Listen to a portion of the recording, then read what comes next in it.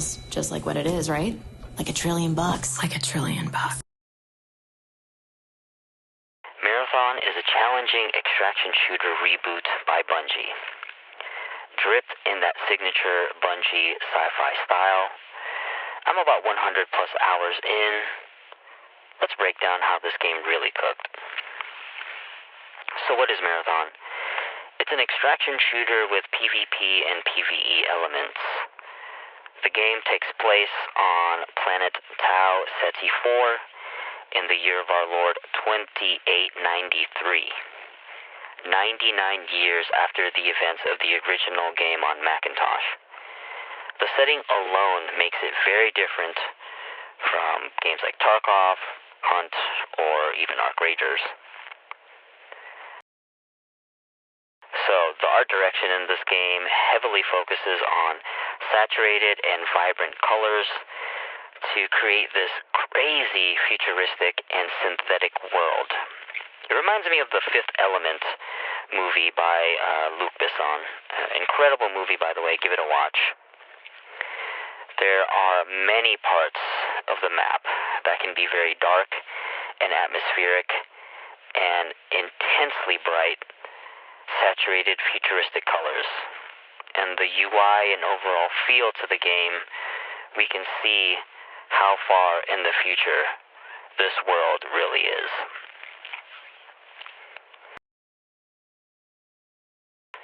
So the technical graphics, I primarily play on PlayStation 5 Professional, and I'll say the game plays at a crisp 60 FPS. I was very impressed how smooth Bungie's proprietary tech, the Tiger engine, performs. I was immediately hooked playing the Server Slam. The graphics in this game is S tier. Shooting a Volt weapon feels great.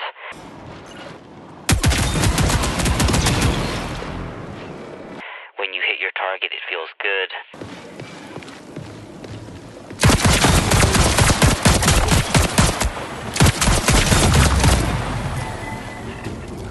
There's a lot of detail in the effects and animation quality in this game.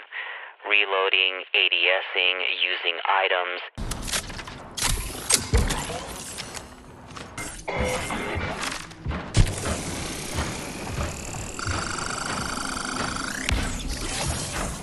Interacting with the environment have a distinct futuristic look and sound to it.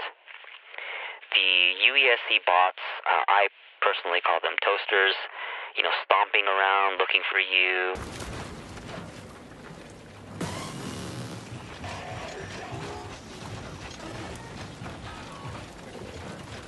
Or the sound of footsteps from another player or team.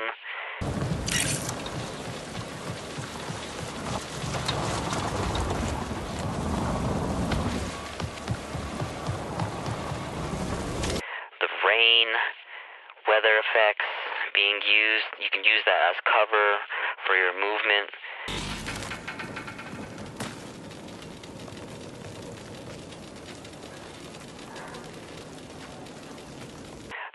The creaking of the empty building you're looting. Reloading an overheated V11 punch.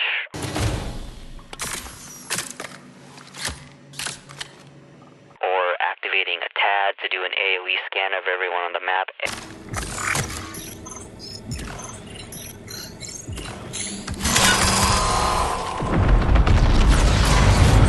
Every single interaction has been carefully thought out and designed beautifully. Bungie really cooked with the visuals and sound design in this game. So let's talk about the controls, movement, overall feel. So, I come from a Counter-Strike 1.6 and CS:GO background. Source is my all-time favorite FPS engine because of its smoothness, and Marathon made me feel right at home. I have several hundred hours in CS:GO just, surfing in community servers. So that is very important to me. The responsiveness in this game is very good. Assuming you have a solid PC or you're playing, on a Series X or a PS5 Pro, I can play Marathon on my older PC and it feels incredible with keyboard and mouse. So, when I upgrade my rig, I'll definitely play more on PC, but for now, I'm mostly on PS5 Pro.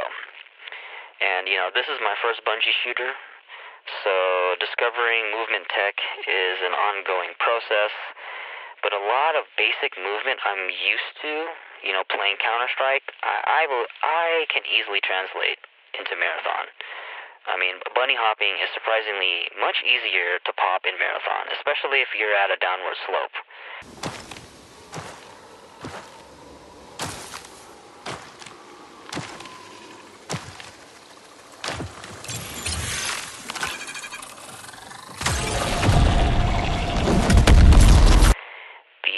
The gunplay in Marathon is top tier. Whatever weapon type you enjoy in this game, each shot feels great when it hits. It's like Marathon is on a ESEA 128 tick server. The hit registration feels fair, and if you lose a 1v1, it's pretty much your fault.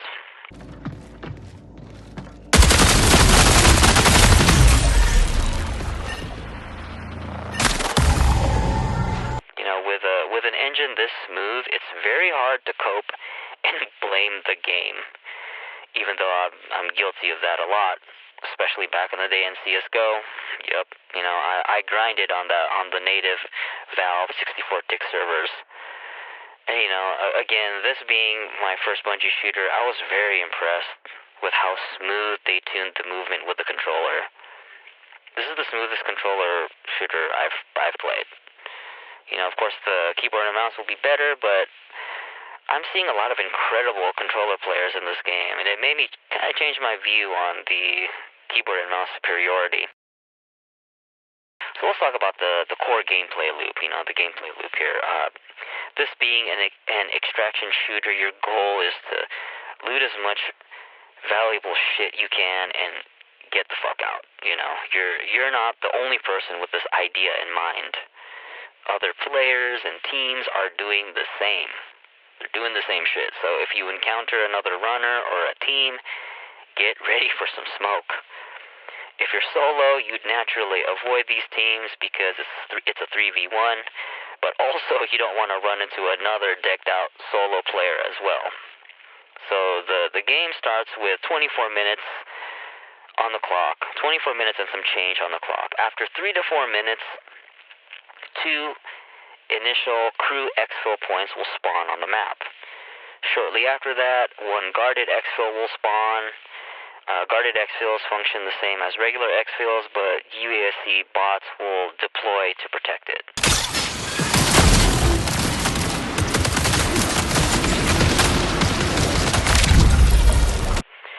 And this is where risk and reward planning comes into play. So do you continue to go down the execution risk path for higher rewards and risk losing it all to another player or team or the environment itself? And yes, everything in the world wants to fucking kill you. Or do you carefully hit that exfil point and get out with your loot, assuming there isn't a person camping it? In my opinion, this is where the real fun of this game shines. Depending where you spawn in the map determines the direction of your raid. So did Lady Luck blow you a kiss and you spawned in a hot POI with valuable loot? You better rush in there and loot as fast as you can before another team pulls up. Or did you spawn in the outskirts and you have to play time with the outer POIs and move into the bigger ones later to find scraps or possibly dead bodies to loot? Marathon offers that, choose your adventure style process mapping. Mind you, it's not just people and other teams you have to worry about.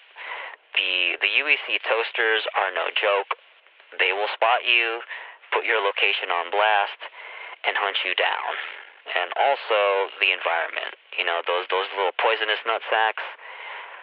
I've had runs where I've died because of that, so... Fucking nutsack. Fuck. All these things in mind, the raid is intense till the last 60 seconds when the final exfil node spawns on the map, and you have no idea how many people are still left in the game, rushing to fight you at that final exfil. So let's talk about the systems and progression. Loadouts in this game can be complex at first, but once you slow down and read what's on screen, it's pretty straightforward. Loadouts, they consist of a main weapon, a secondary. You bring in ammo, heals, nades, or consumables. Weapons have modifications to boost performance of the weapon, just like any other shooter. Each weapon has its type, its role. You got the long range snipers, you got the mid range SMGs, assault rifles, or you got the up close and personals, like the shotguns or the magnums, standard ballistic weapons or energy based. Progression pacing follows a node talent tree style. Some nodes can be unlocked just by buying it with money outright. Some talent trees require money and items that can only be found when you zone in to the maps. The economy at first blush can be punishing, but Bungie intelligently designed what's called a sponsor kit. I like to call it the broke boy kit. It comes with a weapon, basic heals, and enough ammo to defend yourself. And you can also, with that, you can go from zero to hero or straight back to the lobby, The game also offers a barter system with the respective factions, right, to trade for items so you don't have to use credits, money. Marathon, it has like the snowball effect. Like once you're comfortable with how the weapons, gear, faction, map rotations, and everything feels, you'll find yourself exfilling more, bringing back more shit to your vault, and building your economy. So let's talk about, the balance, the fairness, and the difficulty curve. Let's talk about the famous TTK, right? The time to kill. In this game, TTK is pretty damn short. 1v1s can end in seconds.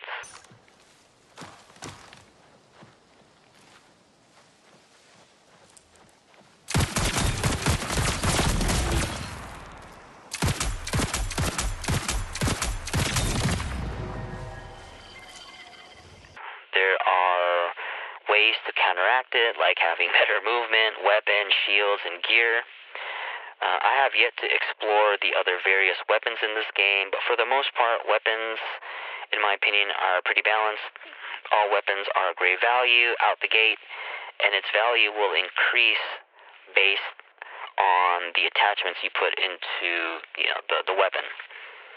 At first, certain weapons can feel uncontrollable, kind of like the bully or the overrun AR, but given the right attachment, you'll really fly with whatever gun you're going to be using.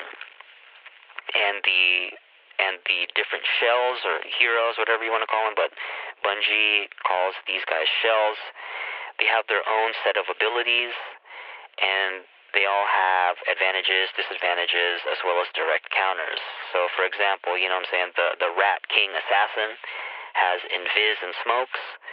A direct counter would be Fee for Recon. They can track them even in smoke, right? Destroyer has a tank, and someone like Vandal is fast and agile, with the ability to climb and slide through the map. And then we got the healer class, Triage, right? But he's definitely more than just a healer. He one of his offensive counters is actually pretty damn good. He has this move. It's called, I forget what it was called, something overcharge. Like he basically charges his entire body. And what's really sick about this move is if you activate this ability and you are using a Volt weapon, when you crack another player's shield, they will get EMP'd.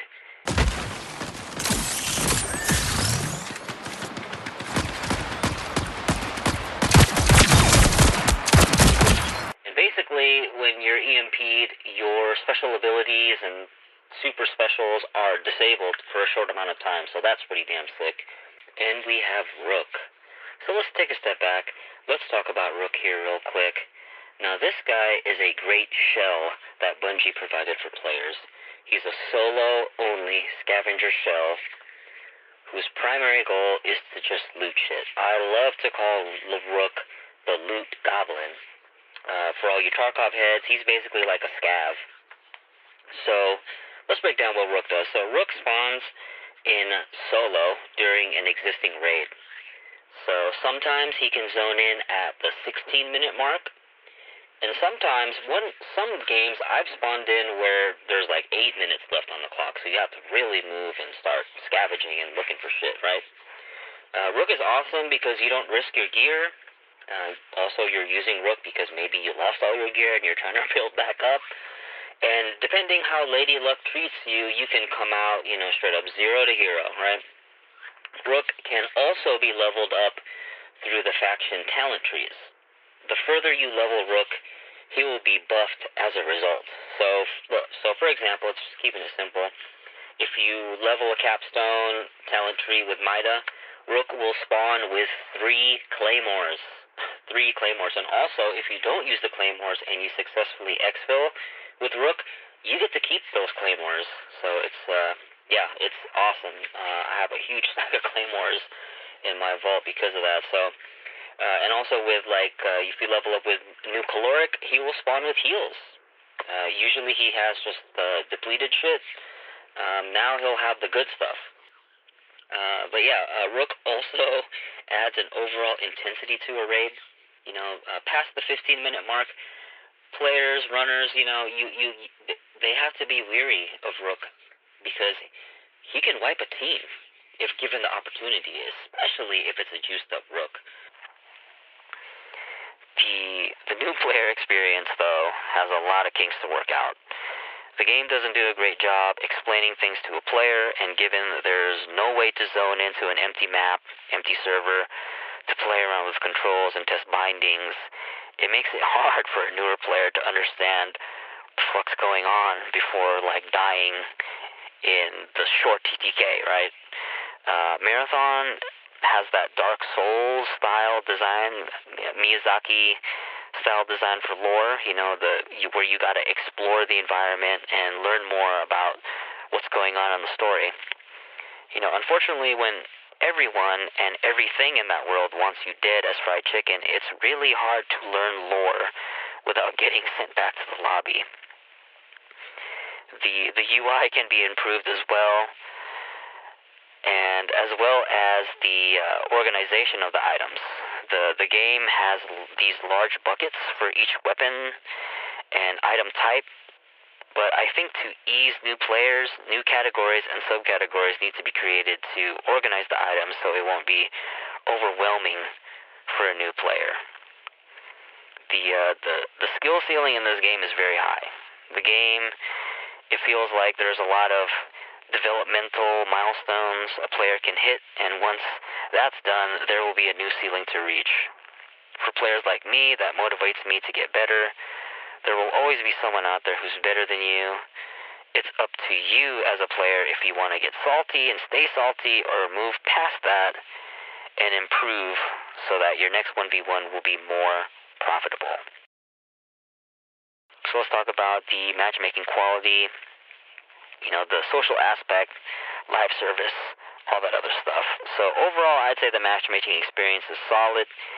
You set up your character's loadout, choose a contract from a faction, choose a map, choose if you want to go solo, trio, or duo with a friend, excluding Phil, if you don't want a third person to jump in, and boom, you're queued up. Can't really ask for a cleaner experience. As far as social, generally speaking, everyone in the game is pretty chill. Very rarely I would do trios with Phil, but the times that my friend and I did it, we've been queued up with some pretty chill people. A lot of the times, some of them don't like to talk, which is fine by me, but whatever. If you really want the proper trio social experience, just find 2 friends and just jump in Discord and just get after it,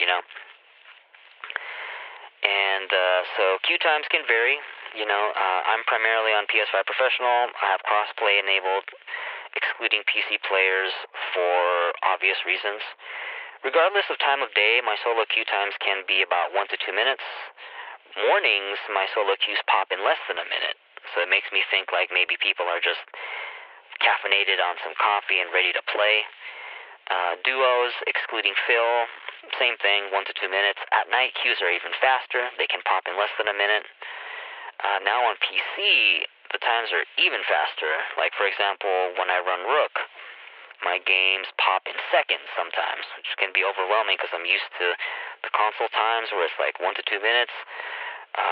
If I had a stronger PC, I'd probably play more Rook games just to farm materials.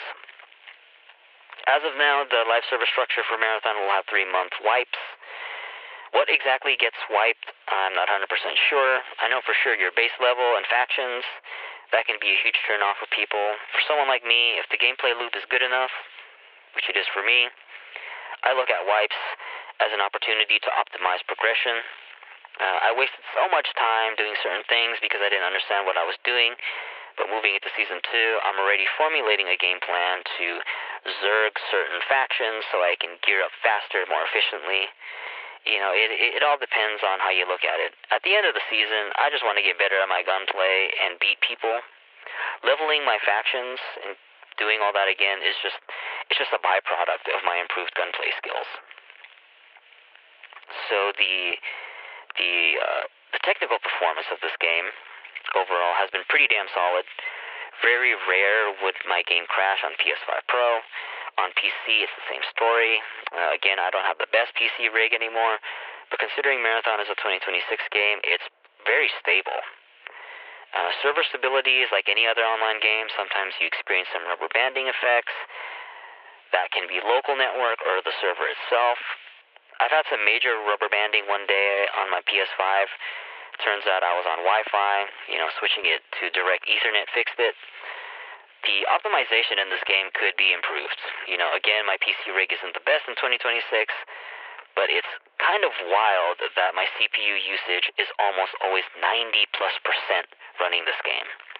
I understand there's a lot of incredible tech built into the world that demands CPU compute, like weather effects, sky, water, etc., but Bungie needs to clean up some code and get this game optimized, Who is this game for? I would say this game is for competitive players, 1000%. A certain competitive player who likes a major challenge with a strong willingness to improve. I mentioned earlier my history with Counter-Strike. Like CS did back in the day, Marathon makes me want to review my ugly gameplay footage and identify what the hell happened and why I died. This is a game for extraction shooter fans. Marathon has all the fixins that an extraction shooter fan wants. This game is for Bungie fans. This is my first Bungie shooter, and off-rip, I was loving the sci-fi aesthetic they built. I haven't been this immersed with characters since StarCraft. If you have a history with Bungie, I'm sure you'll be right at home here. This is a game for solo players and squads. I'm primarily a solo player, and I love playing this game like I'm Solid Snake, Splinter Cell.